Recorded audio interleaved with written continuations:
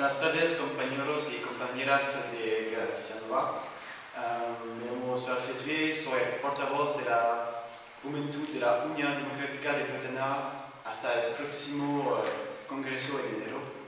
Os agradezco por la invitación a vuestro Congreso.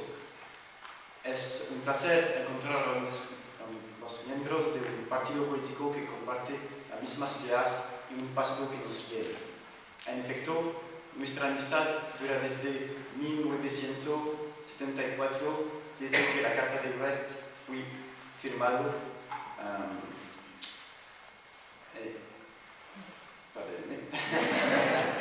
y entre el UDB y el UPG, antes de la creación de nuestro partido que decía el PDG. La presión. Hoy día estoy muy feliz que nuestros partidos sean todavía juntos en la misma lucha por el socialismo y la autodeterminación de los pueblos. Para describir la situación en nuestro país, hay que tener en mente que el contexto de reconocimiento de los pueblos como entidades autónomas es mucho más complejo en Francia. De una parte, aunque tenemos una identidad conocida como bretón, no hay una conciencia política de la Bretaña ella misma.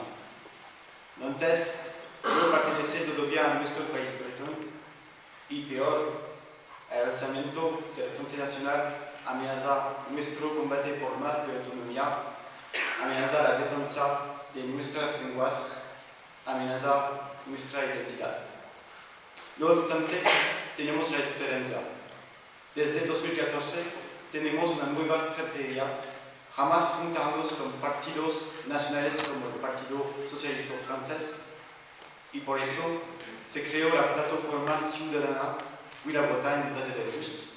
Durante la última elección fuimos cuarta fuerza política de la Bretaña administrativa con 6.71% de los votos. Es un resultado histórico por un movimiento autonomista en Bretaña administrativa. Guardamos esta esperanza de ser más fuertes, de ser más poderosos, para permitir una real emancipación de la Bretaña. Terminaré con esas últimas palabras. ¡Viva Bretaña! ¡Viva Galicia! ¡Y viva la solidaridad entre los pueblos!